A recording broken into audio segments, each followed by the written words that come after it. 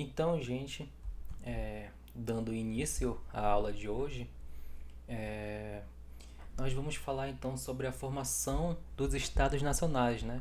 Modelo esse que ficou conhecido justamente por ser a formação das monarquias absolutistas, o que carrega o título da aula de hoje. Então, sem ficar mexendo muito ali no processo inicial, temos que deixar claro uma coisa. Tudo se iniciou ali no final da Idade Média, né? O que ficou conhecido como a Baixa Idade Média, um período que foi do século XI, período que foi do século XI ao século XV.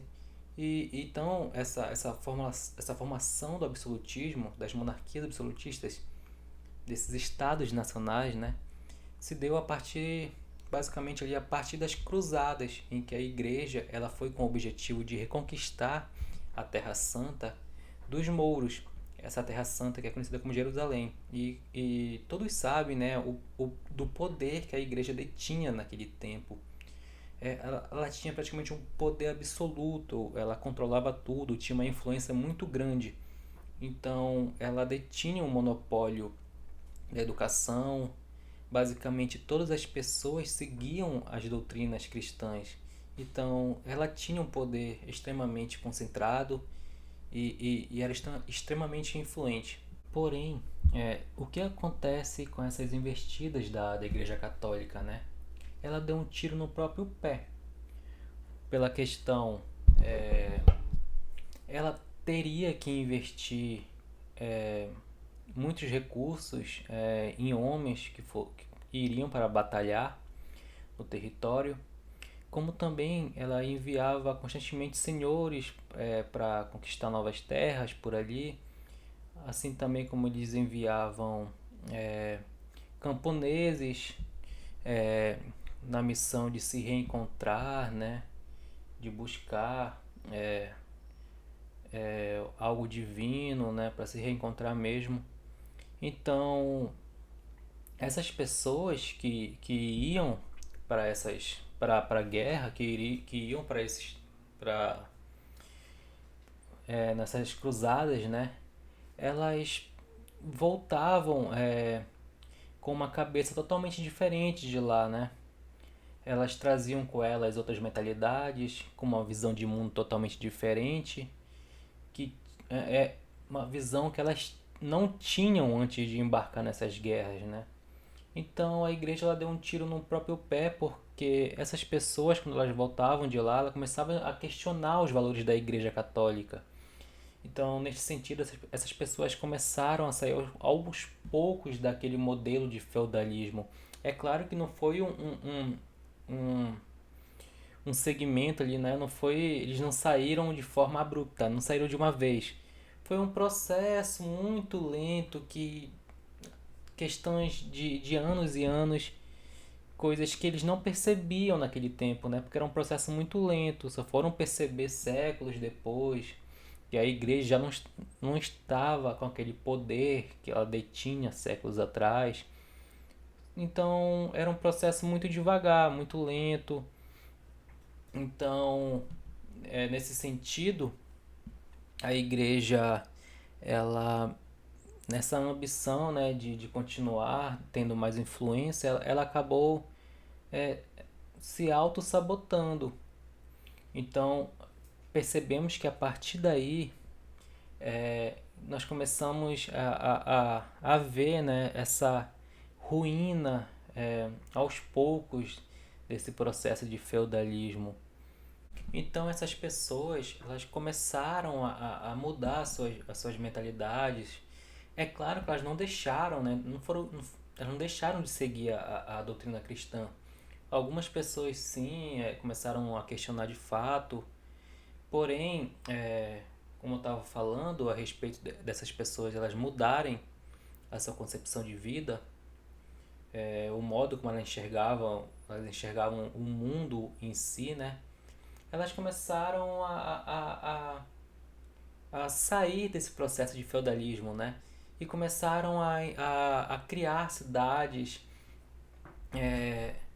Então, as primeiras cidades medievais, elas foram criadas a partir daí, que ficaram conhecidas como os burgos, né? Então eram cidades que eram muradas, né? Porque elas possuíam essa proteção por elas não terem um apoio um militar, né? Um poderio, um exército ali para protegê-las. Então eram cidades que eles construíram muradas com muros relativamente grandes, né?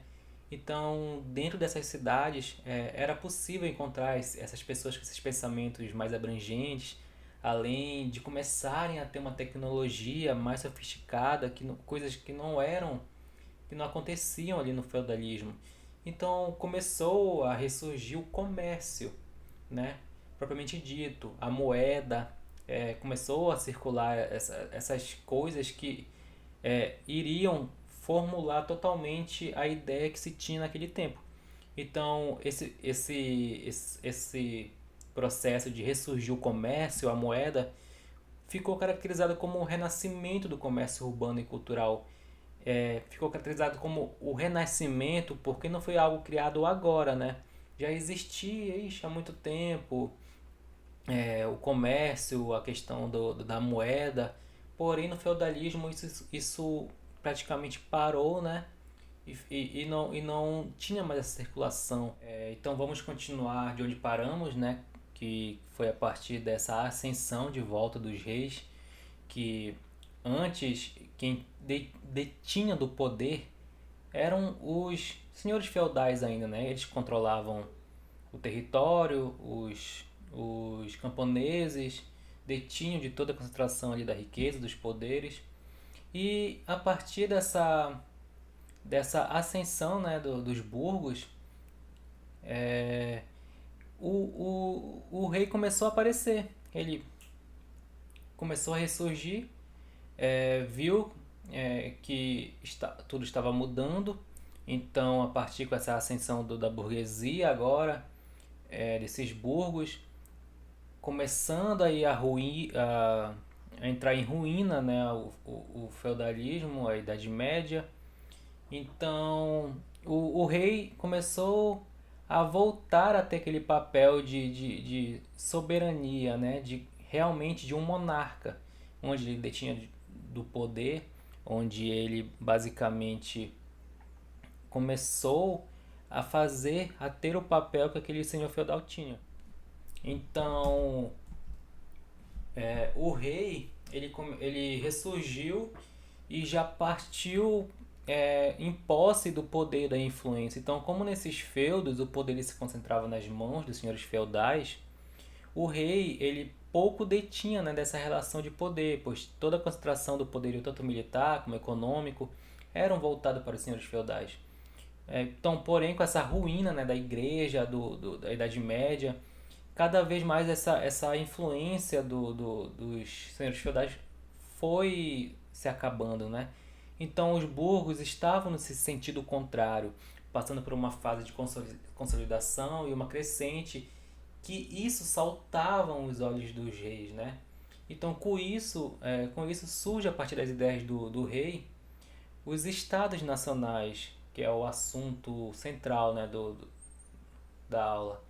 Ele, a partir das suas articulações, começou a entrar em acordo com a burguesia ali, que estava começando a conter uma riqueza muito grande também. Então o rei começou a fazer o seu papel de volta, né? Ele começou a entrar com os acordos com a burguesia, onde os burgueses inicialmente eles iriam investir economicamente nas terras e o rei cuidava da parte da administração, da criação das leis, porém o que ficou como o conceito do absolutismo, né? O rei ele criou, administrou, criou as leis, mas ele detinha do poder acima das leis. Por isso que ficou com esse absolutismo monárquico, justamente pelo rei agora deter de um poder extremamente alto, basicamente mandava e desmandava em tudo. É claro que tinha algumas exceções, eram territórios e territórios, né? Mas basicamente o rei detinha de todo o poder e comandava acima das leis, as leis que ele mesmo criava, né? Então, sendo assim, o rei contribuía tanto com a burguesia no sentido de definir qual seria a unidade monetária, os tributos, os limites territoriais, os pesos e as medidas.